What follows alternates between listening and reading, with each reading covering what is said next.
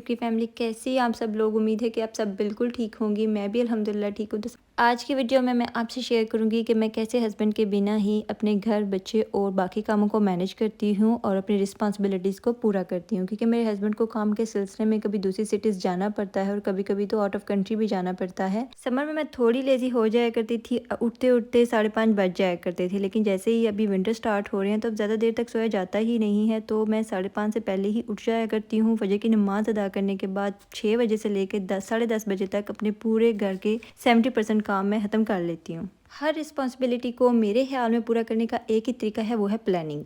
अगर एक प्लानिंग के साथ हम काम शुरू करें ना, तो जिन कामों में इंटरेस्ट ना भी हो वो इंटरेस्टिंग लगना शुरू हो जाते हैं अगर उनके टाइम लिमिट के साथ एक प्लानिंग के साथ शुरू किया जाए। और एक होम मेकर तो मल्टीटास्किंग होती है, वो एक टाइम पे 2-3 काम कर सकती है। ये जो फार्मूला है ना कि एक टाइम पे मल्टीटास्किंग नहीं हो सकती, ये सिर्फ स्टडी में या और चीज़ों पे अप्लाई होता है, लेकिन होम मेकर पे ये अप्लाई नहीं होता। होम मेकर एक मल्टीटास्किंग है, वो एक टाइम पे 2-3 काम कर सकती है। अपनी मॉर्निंग एनर्जी को जब हम यूटिलाइज करते हैं अपने दिन भर के दौड़ भाग वाले कामों में, तो आपका 1 घंटे का काम आधे घंटे में मुकम्मल हो जाता है। अभी मैं आ गई हूँ इस रूम में, ये मोहम्मद का रूम है। अभी इसको हम थोड़ा थोड़ा करके डेकोरेट कर रहे हैं। उस तरह से ये नहीं हो पा रहा अभी तक, क्योंकि हस्बैंड को आगे पीछे आना जाना पड़ता है, तो इसके लिए अभी वो इस रूम में आके खेलता रहता है। तो मैंने सोचा इस रूम की क्लीनिंग कर लेती हूँ। रात के टाइम वो अक्सर इस रूम में आता है और थोड़ी देर खेलता है। डेली हम सबकी सेम ही रूटीन होती है। कुछ लोग मुझसे पूछते भी हैं वही सेम काम कर करके बोर नहीं हो जाती, तो चले मान लेते हैं मैं बोर होती भी हूँ, तो क्या मेरे पास कोई और ऑप्शन है? तो बस अपनी रिस्पॉन्सिबिलिटी को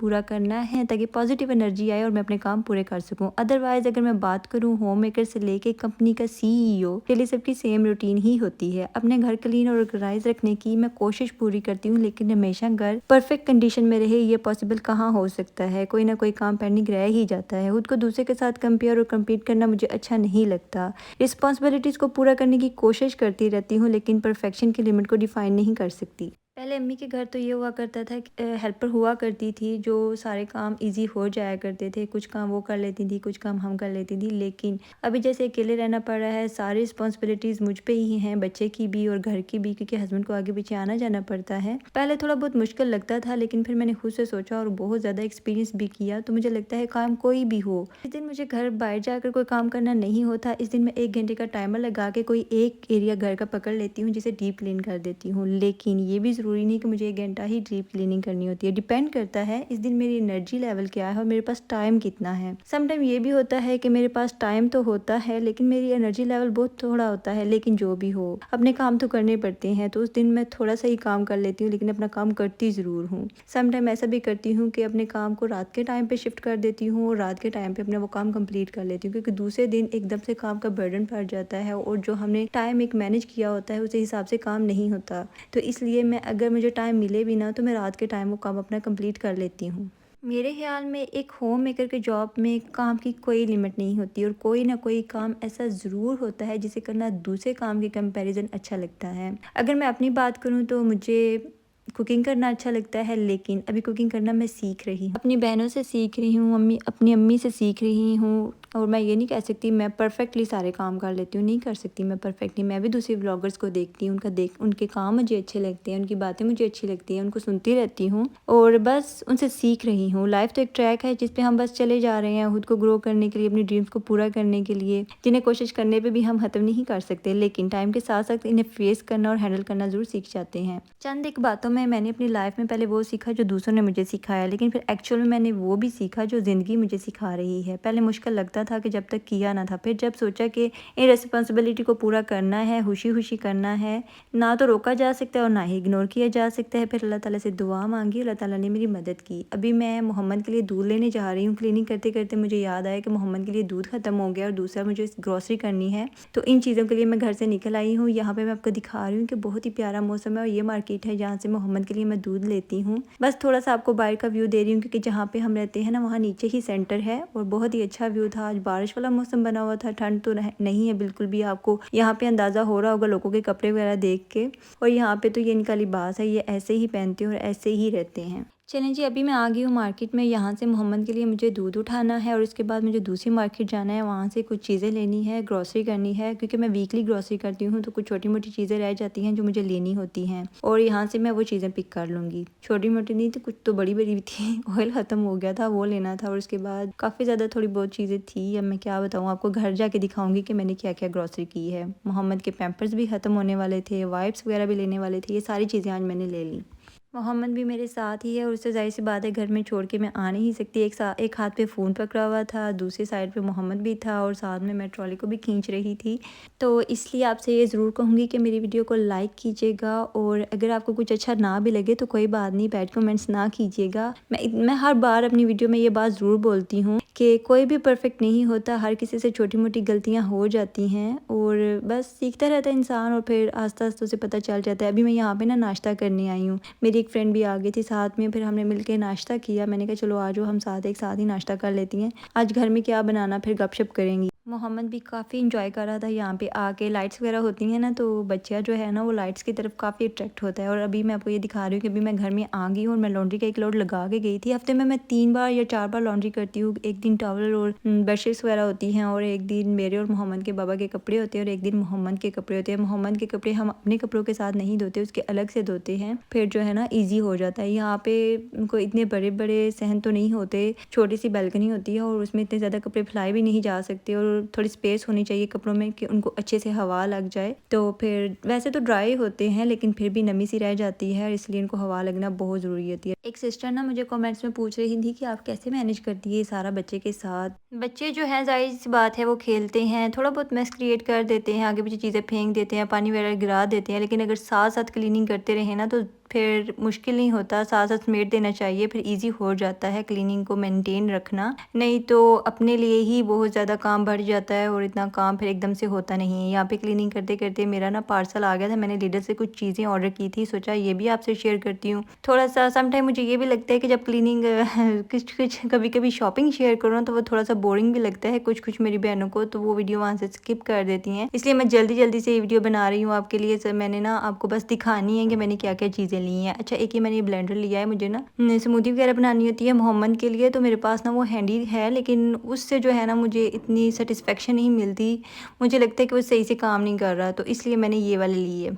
लिडल से चीज़ें चीप भी मिलती हैं लेकिन काफ़ी अच्छी क्वालिटी की भी होती हैं। अच्छा, ये मुझे नाइफ़ और इसका होल्डर चाहिए था, सिर्फ 10 यूरो का लिया और देखने से तो अच्छा लग रहा है, पता नहीं वैसे इतना चीप है, पता नहीं अच्छा निकले या ना निकले, ये तो बात की बात है। और इसके अलावा ये मैंने एक केटल ऑर्डर की थी, मुझे पानी वगैरह गर्म करना होता है, फिर मैंने सोचा कि अच्छी लगी मुझे, काफ़ी सारे कलर्स थे इसमें, इसलिए मैंने ये ले ली। उसके अलावा ये एक मैंने जूसर ऑर्डर की है, मुझे में ना आयरन की कमी है, डॉक्टर ने ABC जूस पीने के लिए बोला है। अब देखते हैं कि मैं पीती हूँ या नहीं, ये भी आपसे ज़रूर शेयर करूँगी। उसके अलावा ना मैं यहाँ पे आके देख रही थी कि बाथटब के ऊपर जो है ना ये थोड़ी थोड़ी सी फंगस लग रही है। यहाँ पे बड़ी प्रॉब्लम है, एक हम समुद्र के पास रहते हैं ना बिल्कुल, तो ये फंगस लगना शुरू हो जाती है और ज़ाहिर सी बात है हम यहाँ पे नहाते हैं तो शावर लेते हैं, जर्म्स तो नहीं ले सकते। तो इसलिए अगर इसके ऊपर ऐसे मैं स्प्रे करके ना इनको मैं अक्सर क्लीन करती रहती हूँ। इसको जो है ना मैं ऐसे टूथब्रश की हेल्प से अच्छे से रगड़ लूँगी, जो इसके अंदर फंगस लगी होगी ना वो अच्छे से निकल जाएगी। लेकिन वैसे तो अगर मैं वो क्लीनिंग स्प्रे जो है उसके अंदर ब्लीच भी होती है, वो लगा के तकरीबन 1 घंटे के लिए छोड़ूँ तो ये फंगस बिल्कुल क्लीन हो जाएगी, यहाँ पे कुछ भी नहीं रहेगा। लेकिन अभी मेरे पास टाइम काफ़ी कम है, मुझे सिस्टर के घर भी जाना है क्योंकि उन्होंने कॉल की थी कि हमारी तरफ आज ज़रूर आना, तो फिर इसलिए टाइम थोड़ा है, मुझे जल्दी जल्दी ये काम जो है ना वो सारे ख़त्म करने हैं। अगर मैं 1 घंटा पौना घंटा छोड़ भी दूँ ना और उसके बाद मैं टूथब्रश की हेल्प से ऐसे ज़रूर करती हूँ कि इसको अच्छे से रगड़ लूँ और इसको क्लीन कर लूँ, क्योंकि मोहम्मद को मैं इस बाथटब में ही नहलाती हूँ, उसका अपना छोटे वाला बाथटब इसके अंदर रख के। क्योंकि अगर मैं उसका छोटे वाला बाथटब जो है वो बाथरूम के फ्लोर के ऊपर रखूँगी ना तो पानी नीचे गिरना शुरू हो जाता है, बहुत ही ज़्यादा पानी गिरता है, फिर वो उसकी क्लीनिंग करने में 1 घंटा लग जाता है। अभी मैंने बहुत ही ज़्यादा हीट वाला पानी यूज़ किया है, अगर कोई जर्म्स वगैरह रह भी गए हैं ना वो गल सड़ जाएँ। अभी आ गई हूँ मैं किचन में क्योंकि मुझे एक क्लीनिंग स्प्रे बनाना है, उसके लिए मुझे चाहिए लेमन और उसके अलावा बेकिंग सोडा, क्योंकि मुझे जो है ना वो मिरर क्लीन करने हैं सारे घर के और इससे जो है वो अच्छे से मिरर क्लीन हो जाते हैं। मैं आपको एक बात बताती हूँ, अभी जो मैं लेमन काट रही हूँ ना ये मैंने देखा ये थोड़ा ड्राई है तो फिर मैंने इसको यूज़ नहीं किया, लेकिन इसको मैंने काट के अपने सिंक में ऐसे फैला दिए, क्योंकि सिंक में अगर ऐसे लेमन काट के डाल देना तो सिंक में से बैड स्मेल बिल्कुल भी नहीं आती, बहुत अच्छी सी फ्रेशनेस रहती है और मुझे अच्छा भी लगता है ऐसे करना। उसके अलावा मैंने एक क्लीनिंग वाला बाउल ले लिया है, उसके जिसके अंदर मैं क्लीनिंग स्प्रे बनाती हूँ। उसमें मैंने लेमन को स्क्वीज़ कर लिया है। इसके लिए मैंने एक ही लेमन यूज़ किया है और इसमें मैं 2 टीस्पून या 3 टीस्पून जो है ना वो बेकिंग सोडा का डाल दूँगी और 1 टीस्पून जो है वो मैं विनेगर यूज़ करूँगी। और बस मेरा क्लीनिंग स्प्रे जो है वो तैयार हो गया है। इससे जो है ना मैंने मिरर क्लीन करने हैं। जितने भी घर के मिरर होंगे ना वो इससे अच्छे से क्लीन हो जाएंगे। और यहाँ पे जो है जितनी भी आज मैंने ग्रॉसरी की है वो सारी निकाल के रख दी है, क्योंकि अभी ये सारी चीज़ें मुझे अपनी अपनी जगह पे रखनी है और अपनी सारी ग्रॉसरी जो है समेटनी भी है। इसमें तो कुछ ये ऑयल वगैरह हैं, कुछ बिस्किट्स वगैरह, स्नैक्स वगैरह हैं, बिन बैग्स हैं और उसके अलावा जो है ना ये छोटी मोटी चीज़ें हैं जो मैं अक्सर लेती रहती हूँ। ब्रोकली वगैरह वेजिटेबल्स जो हैं ये मोहम्मद के लिए मैं लेती हूँ, क्योंकि उसे मैं वेजिटेबल सूप वगैरह बना देती हूँ, क्योंकि वैसे तो वेजिटेबल्स लेते ही नहीं है। ये सारी चीज़ें, ये क्रीम वगैरह मैंने ली है, शुगर ख़त्म हो गई थी वो ली है, ये कुछ चॉकलेट्स लिए हैं। ये सारी चॉकलेट्स मैंने नहीं खानी, इसलिए में किसी ने पाकिस्तान जाना है तो उनके हाथ भेजनी है बच्चों के लिए, तो इसलिए ये चॉकलेट्स लेके आई हूँ मैं। उसके अलावा टॉयलेट पेपर हो गए, किचन के लिए किचन रोल हो गया, ये सारी छोटी मोटी चीज़ें नहीं। इसके अलावा ये मैंने अपनी वॉशिंग मशीन को क्लीन करना है, उसके लिए लेके आई हूँ। अभी आ गई हूँ मैं किचन में, और किचन में सारी ग्रोसरीज समेटने के बाद मैंने जो है वो अपने लिए हांडी रख ली है। अकेली हूँ लेकिन खाना बनाना है, मुझे खाना भी है।